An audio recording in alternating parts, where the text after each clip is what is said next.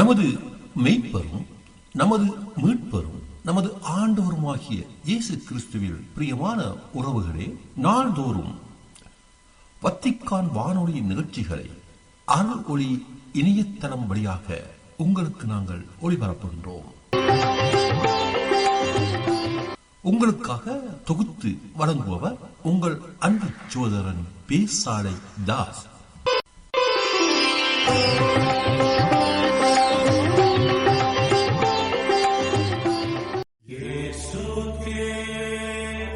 லவ்தேத்தூர் இயேசுஸ் கிறிஸ்துஸ். இயேசு கிறிஸ்துவுக்கு புகழ். தமிழ் கூறும் நல் உலகில் வாழும் அனைத்து அன்பு உள்ளங்களுக்கும் வத்திக்கான் வானொலியின் வணக்கம். இறைவன் உங்கள் உள்ளத்தையும் இல்லத்தையும் தன் அன்பாலும் அருளாலும் அமைதியாலும் இன்றும் என்றும் நிரப்புவாராக.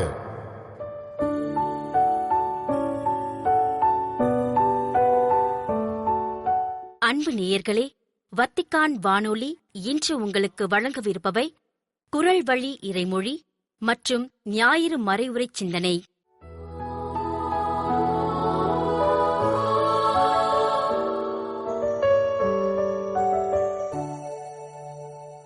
குரல் வழி இறைமொழி.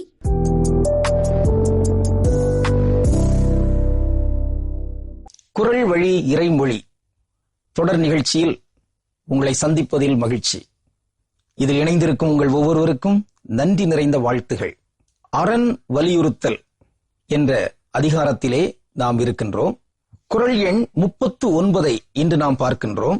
அறத்தான் வருவதே இன்பம், மற்றெல்லாம் புறத்த புகழும் இல. அறத்தான் வருவதே இன்பம்.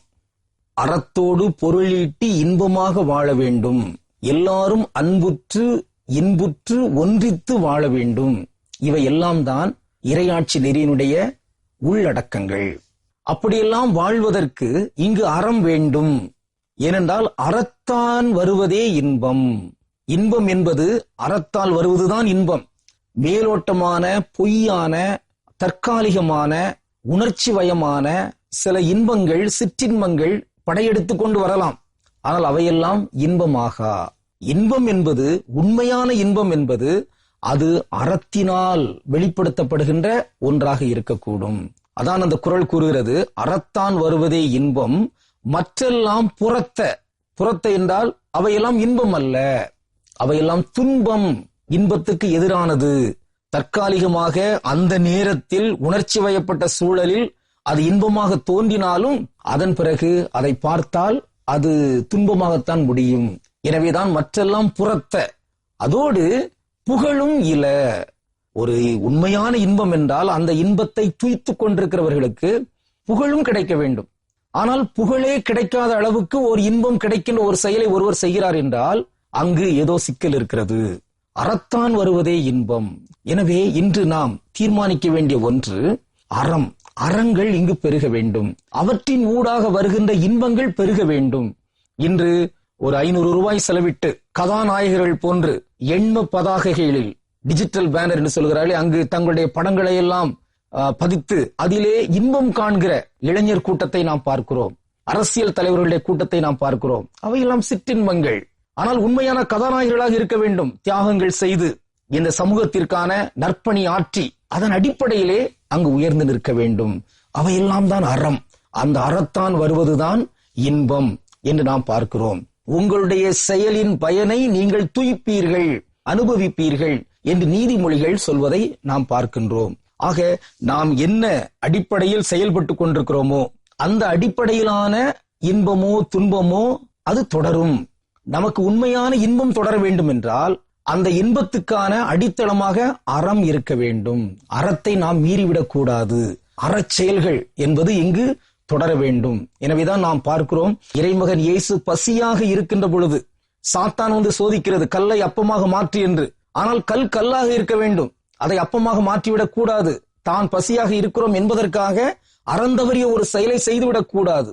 அந்த வகையில் நாம் இறைமகன் இயேசு சுட்டிக்காட்டுகிற அந்த வழித்தடத்தில் நாம் பசியாக இருந்தாலும் கூட அங்கு அறத்தை மீறிவிடக் கூடாது.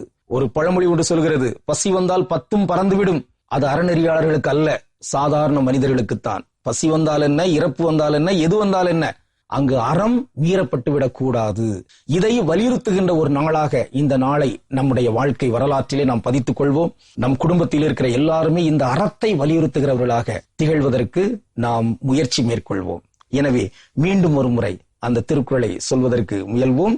அறத்தான் வருவதே இன்பம், மற்றெல்லாம் புறத்த புகழும் இல.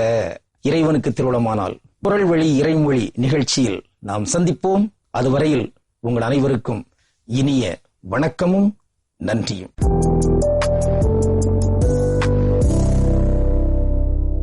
ஞாயிறு மறைவுரை சிந்தனை.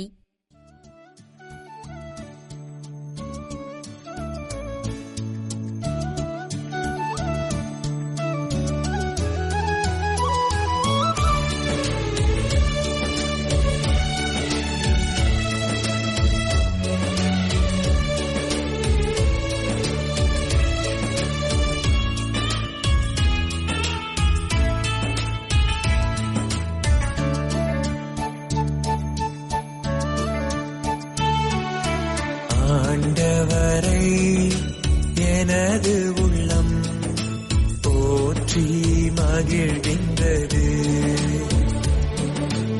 அவர் செய்த நன்மைகளை நினைத்து மகிழ்கின்றது.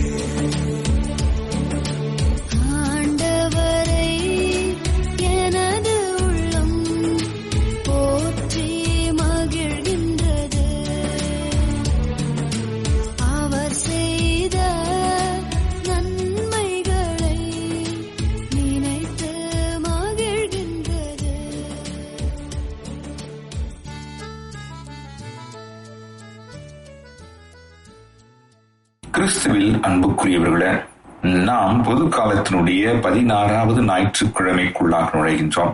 இன்றைய இறை வாசகங்கள் நாம் இறைவனால் ஊன்றப்பட்ட நல்ல விதைகளாக இருக்கிறோம் என்றும், இந்த உலகம் என்பது வயல் என்றும் ஆழமான ஆன்மீக பாடங்களை நமக்கு சொல்லுகின்றன. இந்த உலகத்தை பற்றிய பல்வேறு பார்வைகள் இருக்கின்றன. ஆங்கில எழுத்தாளர் ஷேக்ஸ்பியர் சொல்லுகின்றார், இந்த உலகம் என்பது ஒரு நாடக மேடை. ஒரு போர் வீரனுக்கு இந்த உலகம் என்பது ஒரு போர்க்களம்.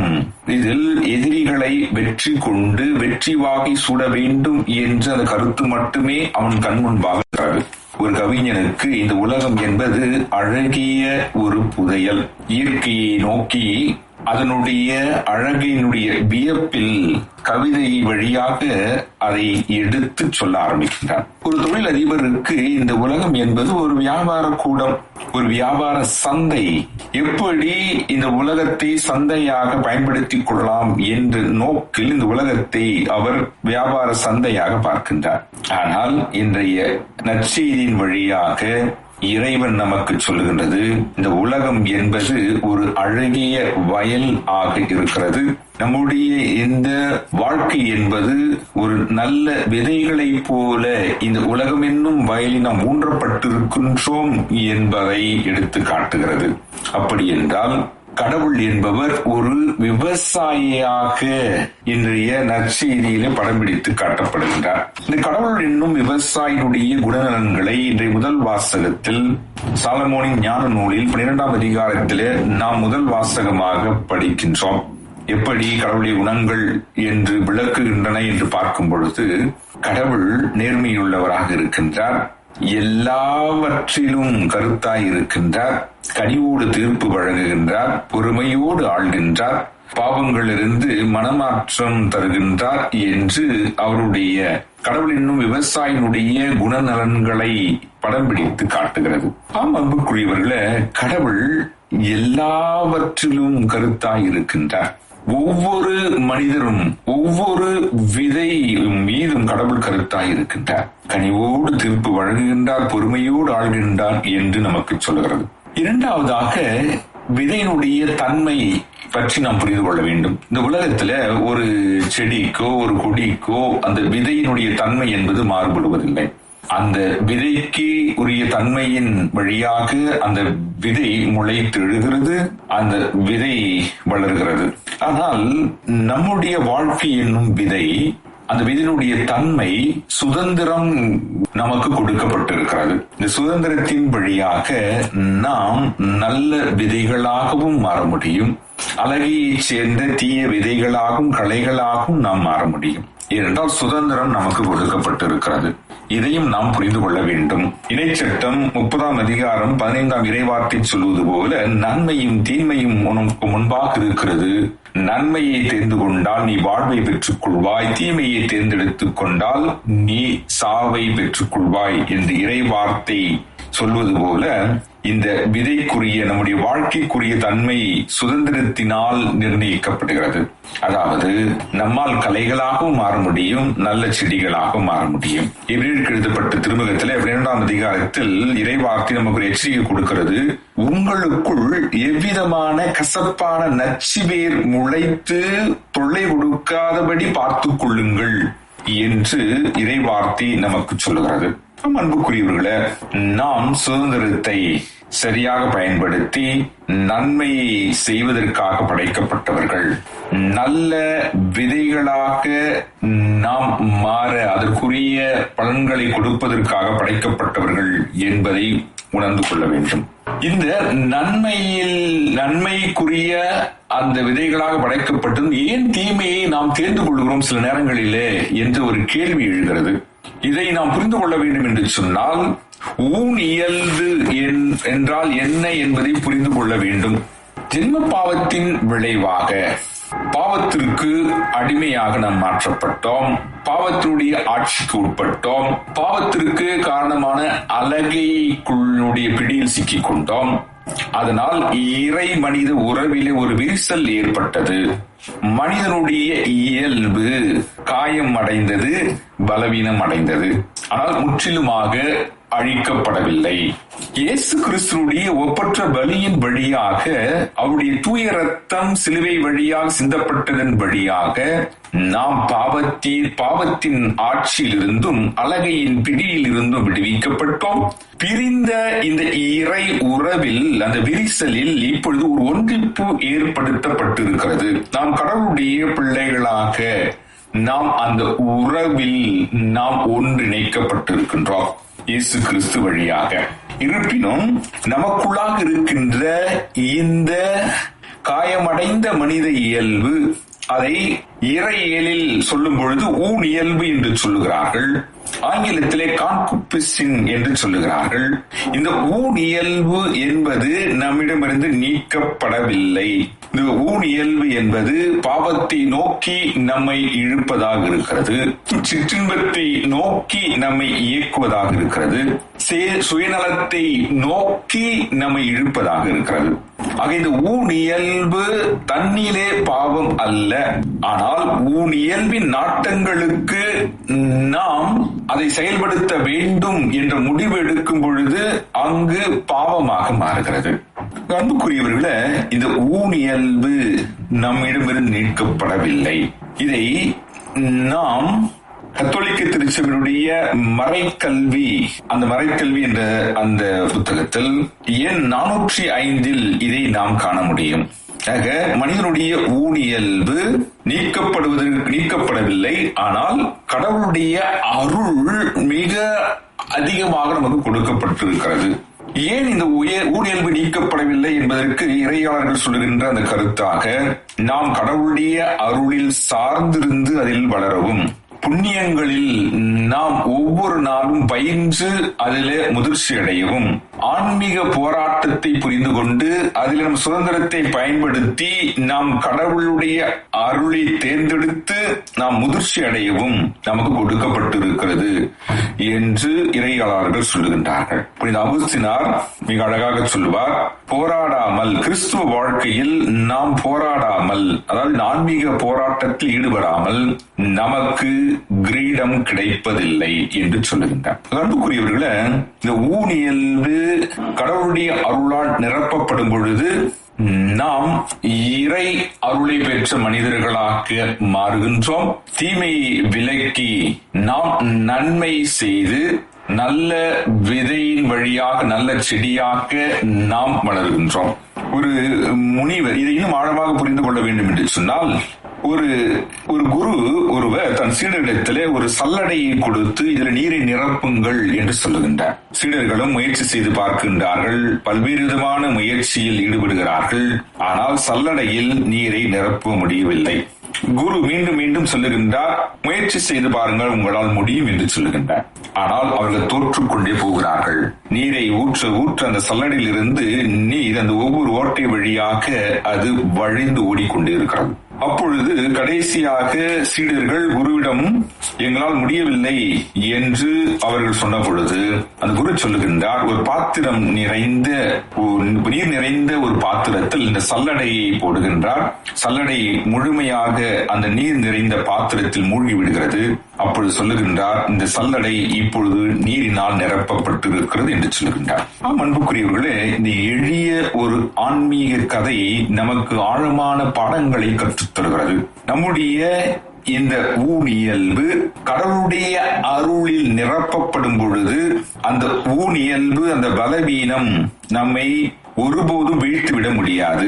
என்றால் கடவுளுடைய அருள் அந்த இடத்துல முழுமையாக நம்முடைய பலவீனங்களுக்கு அப்பாற்பட்டு மேற்பட்ட விதத்தில் அது செயலாற்றுகின்றது. 2 கொரிந்தியருக்கு எழுதியப்பட்ட அந்த திருமுகத்தில் பவுலடிகளார் 12ஆம் அதிகாரத்தில் 9ஆம் இறைவார்த்தையில் மிக நேர்த்தியாக சொல்லுகின்றார். கடவுளிடத்தில் அவர் போராடுகின்றார். எனக்குள்ளாக இருக்கிற இந்த பலவீனத்துடைய முள் அகற்ற வேண்டும் என்று அவர் போராடி அவர் ஜெபிக்கும் பொழுது கடைசியாக இறைவனுடைய குரலாக அந்த வெளிப்பாடாக அவர் கொடுக்கப்பட்டது, என் அருள் உனக்கு போதும், உனது வலுவின்மையில் தான் எனது பலம் வெளிப்படும் என்று இறைவனுடைய குரலாக வெளிப்பாடாக அவருக்கு கொடுக்கப்படுகிறது. அன்புக்குரியவர்களே, ஊனியல்பு என்பது நம்மை வீழ்த்துவதற்காக அல்ல, மாறாக இறை அருளில் நாம் நிரம்பி இறைவனை என்றென்றும் சார்ந்திருந்து நாம் பலன் கொடுக்கின்றவர்களாக, ஆவிக்குரிய பலன் கொடுக்கிறவர்களாக வாழ்வதற்காக கிறிஸ்து வழியாக நாம் தேர்ந்தெடுக்கப்பட்டிருக்கிறோம், விடுதலை செய்யப்பட்டிருக்கிறோம், அருள் வாழ்வுக்குள்ளாக அழைக்கப்பட்டிருக்கிறோம் என்பதை புரிந்து கொள்ள வேண்டும். அன்புக்குரியவர்களே, இப்படிப்பட்ட ஒரு ஆன்மீக பயணத்தில் நாம் இருக்கின்றோம் என்பதை புரிந்து கொள்வோம். நாம் வாழ்கின்ற இந்த அருளின் வாழ்க்கைக்கு பரிசு ஒன்று இருக்கிறது. அது அறுவடை நாளில், அதாவது இயேசுவை 2ஆம் மகிமையின் அந்த வருகையின் போது அது நடக்கும் என்று இன்றைய அந்த உவமை வழியாக நமக்கு சொல்லப்படுகிறது. அன்புக்குரியவர்களே, நாம் இதை கண்முன் வைத்து பவுலடிகளார் சொல்வது போல, நல்லதொரு போராட்டத்தில் நான் ஈடுபட்டேன், என் விசுவாசத்தை காத்துக் கொண்டேன், இனி எனக்கென வைக்கப்பட்டிருக்கின்ற அந்த பரிசு எனக்கு இருக்கிறது என்று சொல்வது போல, நாமும் ஆன்மீக அருளை புரிந்து கொண்டவர்களாய் இறைமகன் இயேசு கிறிஸ்து நமக்கு கொடுத்திருக்கின்ற, அவருடைய பாடல்கள் வழியாக கொடுத்திருக்கின்ற அந்த தூய ஆவியானவர் என்ற அந்த கொடையை நிரம்ப பெற்றவர்களாய் அருளில் வளர்வோம்.